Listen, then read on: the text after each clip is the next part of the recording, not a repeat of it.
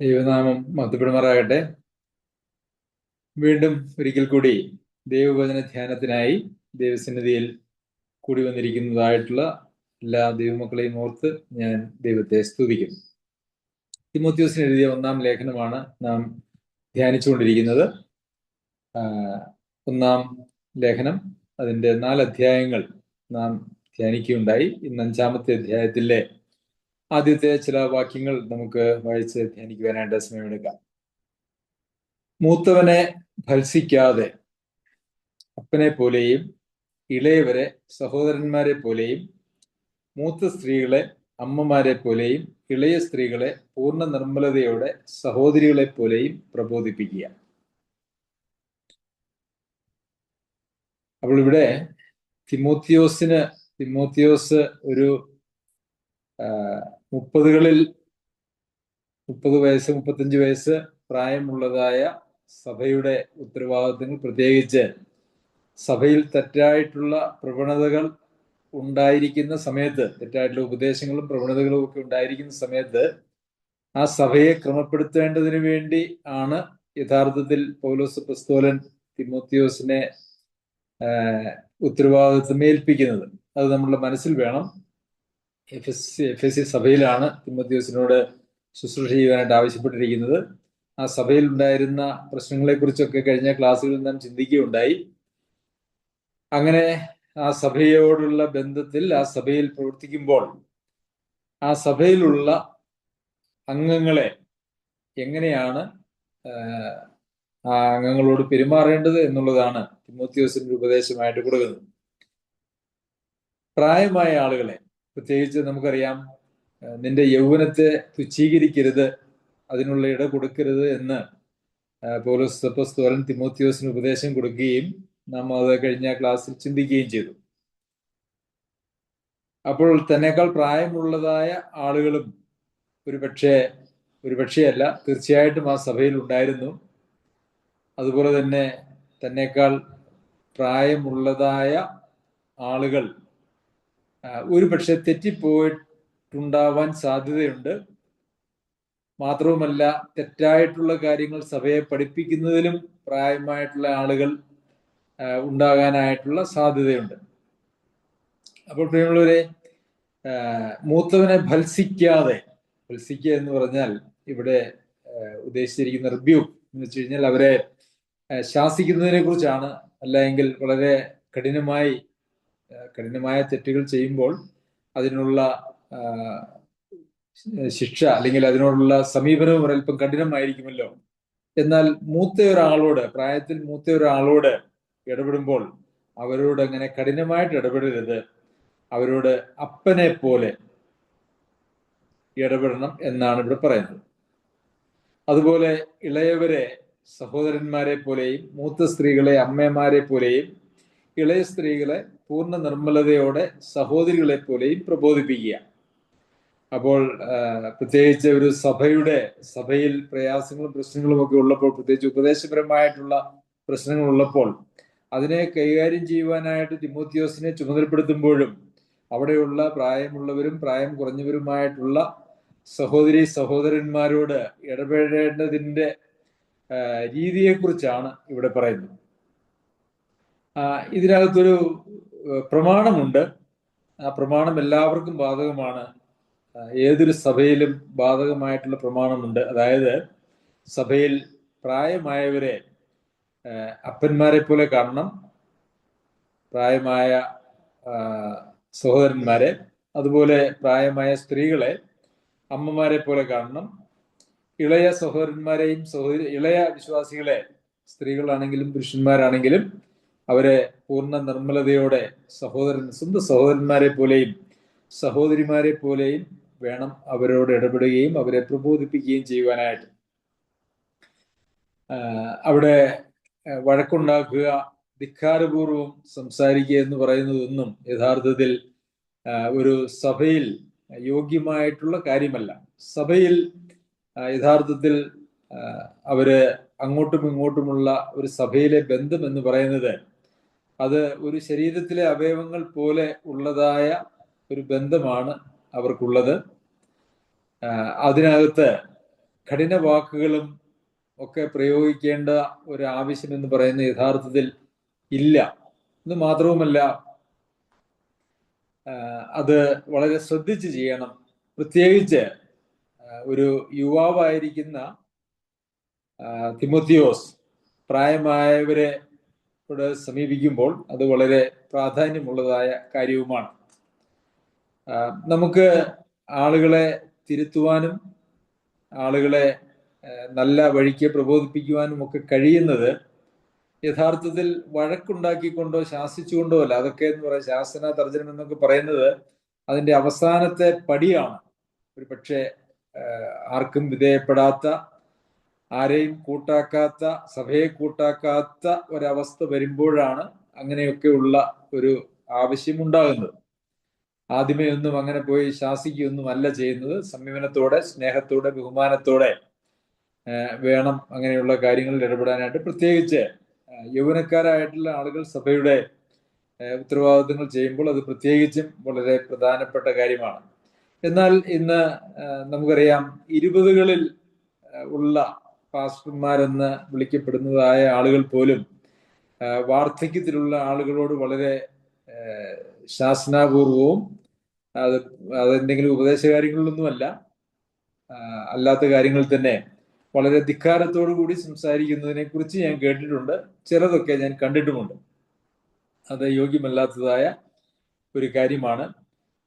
പിന്നെ മറ്റൊരു കാര്യം എന്ന് പറയുന്നത്, സഭയില് സമപ്രായക്കാരുണ്ട്, പ്രായമായവരുണ്ട്, പ്രായം കുറഞ്ഞവരുണ്ട്, പിന്നെ കുഞ്ഞുങ്ങളുണ്ട്. തുലവും അവരുടെ ബാല്യത്തിലുള്ളതായിട്ടുള്ള കുട്ടികളും ആൺകുട്ടികളും പെൺകുട്ടികളുമുണ്ട്. ഇവരെല്ലാവരെയും നമുക്ക് അവരോടുള്ള നമ്മളുടെ മനോഭാവവും കാഴ്ചപ്പാടും എന്ന് പറയുന്നത് അവര് സ്വന്തം സഹോദരന്മാര്, സഹോദരിമാര്, കുഞ്ഞുങ്ങള്, അപ്പന്മാര്, അമ്മമാര് എന്നുള്ള നിലയിൽ ആയിരിക്കണം. കാരണം സഭ എന്ന് പറയുന്നത് യഥാർത്ഥത്തിൽ ഒരു കുടുംബമാണ്. ഞാൻ വിചാരിക്കുന്ന ഒരു കുടുംബത്തെക്കാൾ ഏറെ വിലയുള്ളതാണ്, അല്ലെങ്കിൽ പ്രാധാന്യമുള്ളതാണ് ഒരു സഭ എന്ന് പറയുന്നത്. ഒരു കുടുംബത്തിൽ ഒരുപക്ഷെ വിശ്വാസികളും അവിശ്വാസികളുമായിട്ടുള്ള ആളുകൾ ഉണ്ടായിരിക്കാം. ദൈവത്തെ മാനിക്കുന്നവരും മാനിക്കാത്തവരും ഒക്കെ ആയിട്ട് വിശ്വാസത്തിന് എതിർപ്പുള്ള ആളുകൾ ഉണ്ടായിരിക്കാം. എന്നാൽ ഒരു സഭയിൽ യഥാർത്ഥത്തിൽ എല്ലാവരും വീണ്ടും ജനനം പ്രാപിച്ച് ദൈവാത്മാവ് നിറഞ്ഞവരായി, ദൈവാത്മാവിനെ നിയന്ത്രിക്കപ്പെടുന്നവരായി ഒരേ ലക്ഷ്യത്തിലേക്ക് യാത്ര ചെയ്യുന്നവരാണ് എന്നുള്ളതുകൊണ്ട് ഒരു കുടുംബത്തിലുള്ള ഒരു ബന്ധത്തെക്കാൾ വലിയ ഒരു ബന്ധമാണ് ഒരു സഭയിൽ ഉണ്ടായിരിക്കേണ്ടത്. എല്ലാവരും വീണ്ടും ജന്മം പ്രാപിച്ചതാണ് എന്നുള്ളതൊക്കെ അത് നമ്മളുടെ ഒരു ഊഹമാണ്. സഭ യഥാർത്ഥത്തിൽ നാം കാണുന്നതായിട്ടുള്ള സഭാ കൂടിവരവുകളിൽ ഉള്ളവരെല്ലാവരും അങ്ങനെ ആയിക്കൊള്ളണമെന്നില്ല. എന്നാൽ ഒരു 100 പേരുള്ള ഒരു സഭയിൽ ദൈവവചനം വളരെ കൃത്യമായി പഠിപ്പിക്കുകയും ഒക്കെ ചെയ്യുന്നതായിട്ടുള്ള ഒരു സഭയിലാണെങ്കിൽ ബഹുഭൂരിപക്ഷം ആളുകളും രക്ഷിക്കപ്പെട്ടവരായിരിക്കാനായിട്ടുള്ള സാധ്യതയാണ് ഉള്ളത്. ദൈവം തന്റെ സഭയെ കണക്കാക്കുമ്പോൾ അതിനകത്തെ പ്രാകൃതന്മാരായിട്ടുള്ള രക്ഷിക്കപ്പെടാത്തതായിട്ടുള്ള ആളുകളെ ഒഴിവാക്കിയാണ് ദൈവം കാണുന്നത്.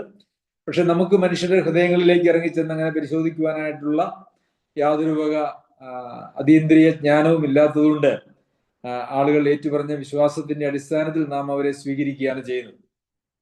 അപ്പോൾ സഭയിലെ ദൈവമക്കൾ തമ്മിലുള്ളതായിട്ടുള്ള ബന്ധം മാതാപിതാക്കന്മാരും മക്കളും സഹോദരി സഹോദരന്മാരും തമ്മിലുള്ളതായ ഒരു ബന്ധം പോലെയാണ്. അങ്ങനെ ആയിരിക്കണം. അങ്ങനെയാണെങ്കിൽ മാത്രമേ അതിനെ ഒരു സഭ എന്ന് പറയുവാനായിട്ട് സാധിക്കുകയുള്ളൂ. ശരി, അപ്പോൾ ഇവിടെ മൂത്തവരെ, ഇളയവരെ, മൂത്ത സ്ത്രീകളെ, ഇളയ സ്ത്രീകളെ, പിന്നെ അഞ്ചാമതായിട്ട് പറഞ്ഞിരിക്കുന്നത് സാക്ഷാൽ വിധവുമാരായിരിക്കുന്ന വിധവുമാരെ മാനിക്കുക. അപ്പോൾ ഇവിടെ വിധവുമാര് എന്ന ഒരു കൂട്ടവും എന്നാൽ സാക്ഷാൽ വിധവുമാരായിരിക്കുന്ന എന്ന കൂട്ടവും രണ്ടായിട്ടാണ് ഇവിടെ നമുക്ക് പറഞ്ഞിരിക്കുന്നത്, കാണാൻ കഴിയുന്നത്. അപ്പോൾ വിധവുമാരെല്ലാവരും സാക്ഷാൽ വിധവുമാരല്ല. വചനത്തിന്റെ ഭാഷയിൽ ഭർത്താവിനെ നഷ്ടപ്പെട്ട എല്ലാവരും സാങ്കേതികമായിട്ട് വിധവുമാരാണ്. എന്നാൽ സാക്ഷാൽ വിധവന്മാർ എന്ന് ദൈവവചനത്തിൽ ഉദ്ദേശിച്ചിരിക്കുന്നത് അതിനും അപ്പുറമുള്ള ചില മാനദണ്ഡങ്ങളുടെ അടിസ്ഥാനത്തിലാണ് എന്ന് നമുക്ക് ഈ വേദഭാഗം വായിച്ചാൽ മനസ്സിലാക്കുവാനായിട്ട് സാധിക്കും. ആരാണ് സാക്ഷാൽ വിധവന്മാരായിരിക്കുന്ന ആളുകൾ എന്ന് ഈ വേദഭാഗത്ത് ഇവിടെ പറഞ്ഞിരിക്കുന്നത് നമുക്ക് ചിന്തിച്ചാൽ, നമുക്ക് 4-ാമത്തെ വാക്യത്തിലേക്ക് വരുമ്പോൾ, വല്ല വിധവയ്ക്കും പൗത്രന്മാർ ഉണ്ടെങ്കിൽ അവർ മുമ്പേ സ്വന്തം കുടുംബത്തിൽ ഭക്തി കാണിച്ച അമ്മയപ്പന്മാർക്ക് പ്രത്യുപകാരം ചെയ്യുവാൻ പഠിക്കട്ടെ. അപ്പോൾ ഒരു വിധവയ്ക്ക് പുത്രന്മാരോ കൊച്ചുമക്കളോ ഉണ്ടെങ്കിൽ അവർ സ്വന്തം കുടുംബത്തിൽ ഭക്തി കാണിച്ച അമ്മയപ്പന്മാർക്ക് പ്രത്യുപകാരം ചെയ്യണം. അങ്ങനെയുള്ള ആളുകളെ, പുത്രന്മാരും മക്കളും കൊച്ചുമക്കളും ഉള്ളതായിട്ടുള്ള വിധവമാരെ സാക്ഷാൽ വിധവന്മാർ എന്നുള്ള ഗണത്തിലല്ല വചനത്തിൽ പെടുത്തിയിരിക്കുന്നത്. അത് ഒന്നാമത്തെ കാര്യം. അങ്ങനെ സാക്ഷാൽ വിധവന്മാര് ആയിട്ടുള്ള പുത്രന്മാരും മക്കളും കൊച്ചുമക്കളും ഉള്ളതായിട്ടുള്ള വിധവകളാണെങ്കിൽ അവരുടെ ഉത്തരവാദിത്വം എന്ന് പറയുന്നത് അവരുടെ മക്കൾ അത് ഏറ്റെടുക്കണം, മക്കളോ കൊച്ചുമക്കളോ അത് ഏറ്റെടുക്കണം എന്നുള്ളതാണ് വചനത്തിലെ പ്രമാണം എന്ന് പറയുന്നത്. ഇത് ദൈവസന്നിധിയിൽ പ്രസാദകരമാണ് എന്ന് നമ്മൾ വായിക്കുന്നു. ദൈവസന്നിധിയിൽ പ്രസാദകരമായിട്ടുള്ള കാര്യമാണ്, ദൈവത്തിന് പ്രസാദകരമായിട്ടുള്ള കാര്യമാണ്. സ്വന്തം കുടുംബത്തിൽ ഭക്തി കാണിക്കുക. അപ്പോൾ സ്വന്തം കുടുംബത്തിൽ എങ്ങനെയാണ് ഒരു ഭക്തി കാണിക്കുന്നത്?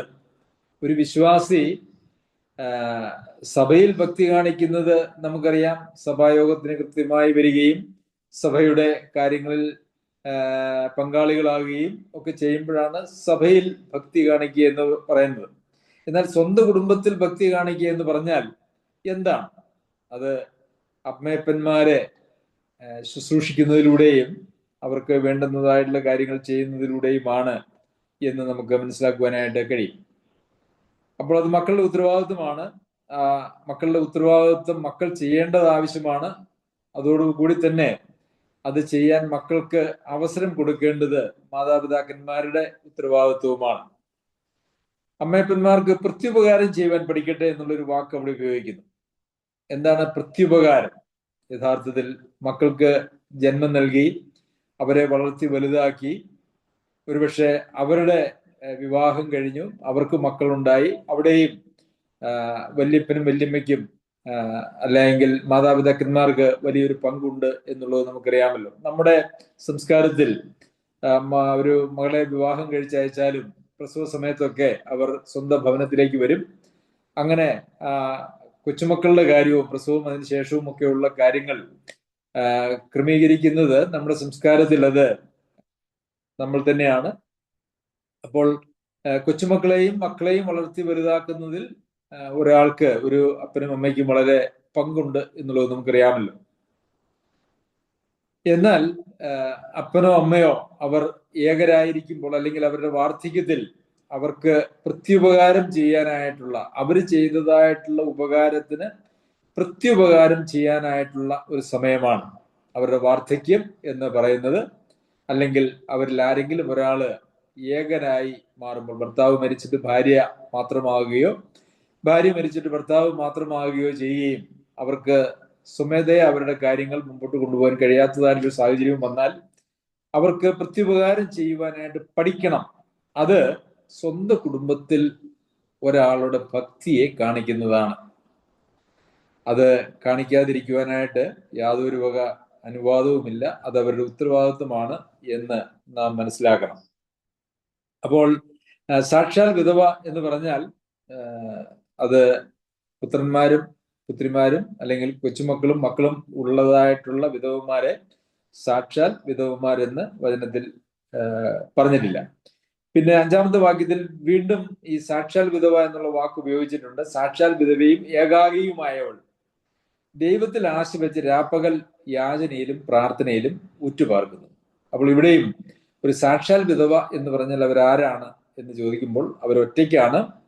അവർ ദൈവത്തിൽ ആശ വെച്ച് രാപ്പകൽ യാചനയിലും പ്രാർത്ഥനയിലും ഉറ്റുപാർക്കുന്നതായിട്ടുള്ള ആളുകൾ. അതായത് മറ്റ് എന്തെങ്കിലും ജോലികൾ ചെയ്യുവാനായിട്ടുള്ള ആരോഗ്യമോ അവസ്ഥയോ ഇല്ലാത്തതായിട്ടുള്ള ആളുകൾ എന്ന വിധവകൾ എന്നുള്ള നിലയിലാണ് അവിടെ നമുക്ക് ഈ സാക്ഷാൽ വിധവ എന്ന് പറയുന്നത് കൊണ്ട് അവിടെ ഉദ്ദേശിച്ചിരിക്കുന്നത് എന്ന് നമുക്ക് മനസ്സിലാകുമല്ലോ.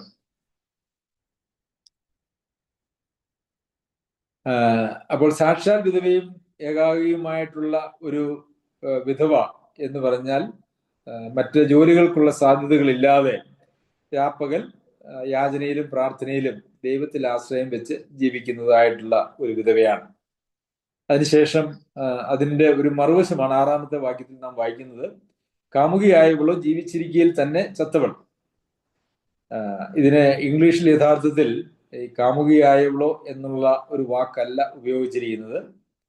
അവിടെ സുഖലോലുപതയിൽ ജീവിക്കുന്നവളാണ് എങ്കിൽ, അതായത് വിധവ സുഖലോലുപതയിൽ ജീവിക്കുന്നതാണ് എങ്കിൽ അവൾ ജീവിച്ചിരിക്കയിൽ തന്നെ ചത്തവൾ എന്നുള്ളതാണ് ഇംഗ്ലീഷിൽ അത് വായിച്ചാൽ നമുക്ക് മനസ്സിലാക്കാൻ കഴിയുന്നതായിട്ടുള്ള അർത്ഥം. ഇത് രണ്ടും ഏകദേശം ഒരേ രീതിയാണ്, ഒരേ തലത്തിലാണ് അത് സംസാരിച്ചിരിക്കുന്നത്, എഴുതിയിരിക്കുന്നത് എന്നുള്ളത് നമുക്ക് മനസ്സിലാക്കുവാനായിട്ട് സാധിക്കും. അതായത് ഭർത്താവ് മരിച്ചതിന് ശേഷം മറ്റ് വിവാഹം കഴിക്കാതെ മറ്റ് പുരുഷന്മാരോടുകൂടെ ദുർമാർഗത്തിൽ ജീവിക്കുന്നതായിട്ടുള്ള ഒരു വിധവയാണെങ്കിൽ ആ വിധവ അവൾ ജീവിച്ചിരിക്കയിൽ തന്നെ ചത്തവൾ, ആത്മീയമായിട്ട് മരിച്ച ഒരവസ്ഥയിലാണ് എന്നാണ് അവിടെ കാണാനായിട്ട് കഴിയുന്നത്. എന്നാൽ സാക്ഷാൽ വിധവയാണെങ്കിൽ ഏകാഗിയാണ്, മറ്റാരുടെയും കൂടെ അവര് ജീവിക്കുന്നില്ല, ആരുടെയും കൂടെ പോകുന്നില്ല, ദൈവത്തിൽ മാത്രം ആശ വെച്ച് രാപ്പകൽ യാചനയിലും പ്രാർത്ഥനയിലും ഉറ്റുപാർക്കുന്നവരാണ്. അവർ നിരപവാദ്യരായിരിക്കേണ്ടതിന് നീ ഇത് ആജ്ഞാപിക്കുക. ആര്? വിധവമാരായിട്ടുള്ള ആളുകൾ. അവര് ജോലിയൊന്നും ചെയ്യാൻ കഴിയാതെ ഏകരായിട്ടിരിക്കുന്നുവെങ്കിൽ അവര് ഒരു വിവാഹത്തിലൂടെ അല്ലാതെ മറ്റെന്തെങ്കിലും ബന്ധങ്ങൾ അവർക്കുണ്ടെങ്കിൽ അത് അവര് ജീവിച്ചിരിക്കയിൽ തന്നെ ചത്തവൾ എന്നുള്ള ഒരു നിലവാരം മാത്രമാണ് അവർക്കുള്ളത്. അതുകൊണ്ട് ഒരു അപവാദവും അവരുടെ മേൽ വരാതിരിക്കേണ്ടതിന് വേണ്ടി ഇത് നീ കൽപ്പിക്കണം എന്നാണ് പൗലോസ് അപ്പോസ്തലൻ തിമോത്തിയോസിനോട് പറയുന്നത്. അങ്ങനെ വിവാഹം കഴിക്കുവാൻ ആഗ്രഹിക്കുന്നതായ പ്രത്യേകിച്ച് 60 വയസ്സിൽ താഴെയുള്ളതായ വിധവമാരെ വിവാഹം കഴിച്ചയക്കണം എന്നാണ് ബൈബിളിലെ പ്രമാണം എന്ന് പറയുന്നത്. പിന്നെ തനിക്കും പ്രത്യേകം സ്വന്തം കുടുംബക്കാർക്കും വേണ്ടി കരുതാത്തവൻ വിശ്വാസം തള്ളിക്കളഞ്ഞ അവിശ്വാസിയേക്കാൾ അധമനായിരിക്കുന്നു. ഇത് മക്കളും കൊച്ചുമക്കളുമായിരിക്കുന്ന ആളുകൾ ഒരു വിധവയ്ക്കുണ്ടായിരിക്കുകയും അവർ അവരുടെ വിധവയായിരിക്കുന്ന അമ്മയോടോ അല്ലെങ്കിൽ വല്യമ്മയോടോ അവരുടെ കാര്യങ്ങളെ നോക്കാനായിട്ട് അവര് താല്പര്യമില്ലാത്ത ആളുകളാണ് എങ്കിൽ വിശ്വാസം തള്ളിക്കളഞ്ഞ് അവിശ്വാസിയേക്കാൾ അധമനായിരിക്കുന്നു എന്ന് നമുക്ക് കാണാം. അപ്പോൾ ഒരു അവിശ്വാസിയുടെ നിലവാരം പോലും സ്വന്തം മാതാപിതാക്കന്മാരെ അല്ലെങ്കിൽ വിധവയായിരിക്കുന്ന അമ്മയെയോ വല്യമ്മയെയോ നോക്കാൻ മനസ്സില്ലാത്തതായിട്ടുള്ള ഒരാൾ ഒരവിശ്വാസിയുടെ നിലവാരം പോലും ഇല്ലാത്ത ആളാണ്. അവിശ്വാസിയേക്കാൾ അധമനാണ്. അവർ വിശ്വാസം തള്ളിക്കളഞ്ഞവരാണ്. എത്രയോ രൂക്ഷമായ ഭാഷയാണ് ഇവിടെ ഉപയോഗിച്ചിരിക്കുന്നത് എന്ന് നമുക്ക് കാണുവാനായിട്ട് സാധിക്കും. ഇന്ന് നമുക്കറിയാം, ലോകത്ത്, ക്രിസ്തീയ ലോകത്ത് തന്നെ അമ്മയപ്പന്മാരെ അവരുടെ വാർദ്ധക്യത്തിലും അവരുടെ വൈദവ്യത്തിലും തള്ളിക്കളഞ്ഞ് ജീവിക്കുന്നതായിട്ടുള്ള വിശ്വാസികൾ എന്ന് പേരുള്ളതായിട്ടുള്ള ധാരാളം ആളുകൾ നമ്മുടെ ദേശത്തുണ്ട് എന്നുള്ളത് വളരെ സങ്കടകരമായ കാര്യമാണ്. അവർക്ക് വേണ്ടുന്നതായിട്ടുള്ള ശുശ്രൂഷയോ വൈകാരികവും മാനസികവുമായിട്ടുള്ള കാര്യങ്ങളൊന്നും അവർക്ക് കൊടുക്കുവാൻ മനസ്സില്ലാതെ, അവരെ പരിഗണിക്കാതെ അവർക്ക് വലിയ വിഷമം ഉണ്ടാക്കിക്കൊണ്ട് ജീവിക്കുന്നതായിട്ടുള്ള ധാരാളം ആളുകൾ ഉണ്ട്. കഴിഞ്ഞ ദിവസം ഞാൻ ഒരു മരുമകൾ തൻ്റെ അമ്മായിയമ്മയോട് പറഞ്ഞതായിട്ടുള്ള ഒരു വാക്ക് ഞാൻ കേൾക്കുകയുണ്ടായി. നിങ്ങൾക്കൊക്കെ പോയി ചത്തുകൂടെ എന്ന ഒരു വാക്ക് പറഞ്ഞതായിട്ട്, അത് നുണ പറഞ്ഞതല്ല, നുണ പറയുന്ന ആളുമല്ല, നേരിട്ട് ഞങ്ങളുടെ അടുക്കൽ പറഞ്ഞതായിട്ടുള്ള ഒരു കാര്യമാണ്. പ്രിയമുള്ളവരെ, എത്ര സങ്കടകരം! രക്ഷിക്കപ്പെട്ടു, സ്നാനപ്പെട്ടു എന്ന് അവകാശപ്പെടുകയും ഞായറാഴ്ച തോറും സഭായോഗത്തിന് പോയി തിരുവത്താഴ് ശുശ്രൂഷയിൽ പങ്കെടുക്കുകയും ഈ അമ്മയും കൂടെ അംഗമായിരിക്കുന്ന തിരുവത്താഴ് ശുശ്രൂഷയിൽ, സഭയിൽ പോയി തിരുവത്താഴ് ശുശ്രൂഷയിൽ പങ്കെടുക്കുകയും ചെയ്യുന്നതായ ഒരു മകൾ തന്റെ അമ്മായിയമ്മയോട് പറഞ്ഞ വാക്കാണ്, നിങ്ങൾക്കൊക്കെ പോയി ചത്തുകൂടെ.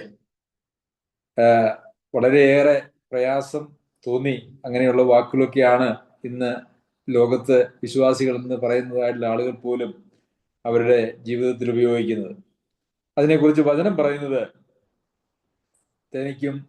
തനിക്കുള്ളവർക്ക്, അതായത് തനിക്കുള്ളവരെന്നിവിടെ പറഞ്ഞിരിക്കുന്നത് പ്രത്യേകാൽ വാർദ്ധക്യത്തിലായിരിക്കുന്ന വിധവന്മാരെ കുറിച്ചും, അത് വിധവന്മാർ മാത്രമല്ല, അവരുടെ അപ്പന്മാരോ അല്ലെങ്കിൽ വല്യപ്പന്മാരോ അവര് ഭാര്യമാരെ നഷ്ടപ്പെട്ട് സ്വന്തമായിട്ടുള്ള കാര്യങ്ങൾക്ക് പ്രാപ്തിയില്ലാതെ വരുമ്പോൾ അവര് അതിനകത്ത് വരുന്നു എന്നുള്ളത് നമുക്ക് സ്വാഭാവികമായിട്ടും അറിയാമല്ലോ. അപ്പോൾ അങ്ങനെയുള്ള ആളുകളെ കരുതാത്തവൻ, സ്വന്തം കുടുംബത്തിലുള്ള മക്കളും കൊച്ചുമക്കളുമായിട്ടുള്ള ആളുകൾ അവർക്ക് വേണ്ടി കരുതുന്നില്ല എങ്കിൽ അവരെ വിശ്വാസം തള്ളിക്കളഞ്ഞ് അവിശ്വാസിയേക്കാൾ അധമനായിരിക്കുന്നു എന്ന് നമുക്ക് കാണുവാനായിട്ട് കഴിയും.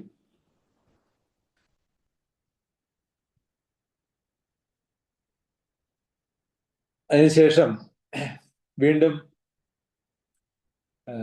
ഒരു വിധവയെ, എങ്ങനെയുള്ള ഒരു വിധവയാണ് സഭ ഏറ്റെടുക്കേണ്ടത് എന്നുള്ളതിനെ കുറിച്ചാണ് പിന്നെ നമുക്ക് കാണുവാനായിട്ട് കഴിയുന്നത്. അപ്പോൾ സാക്ഷാൽ വിധവ എന്ന് നാം പറഞ്ഞല്ലോ. സാക്ഷാൽ വിധവയായിരിക്കുന്ന ആളുകൾ എന്ന് പറഞ്ഞാൽ അവര് മക്കളും കൊച്ചുമക്കളും ഇല്ലാത്തവർ, ഏകാഗിയായിട്ട് ദൈവത്തിൽ ആശ്രയിച്ച് രാപ്പകൽ യാചനയിലും പ്രാർത്ഥനയിലും ഉറ്റുപാർക്കുന്നവർ, അതുപോലെ തന്നെ നിരപവാദ്യരായി ജീവിക്കുന്നതായിട്ടുള്ള ആളുകൾ.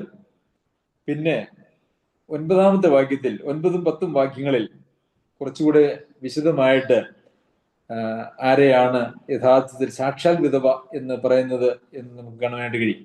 സൽപ്രവൃത്തികളാൽ ശ്രുതിപ്പെട്ട് ഏകഭർത്താവിന്റെ ഭാര്യയായിരുന്ന 60 വയസ്സിന് താഴെയല്ലാത്ത വിധവ.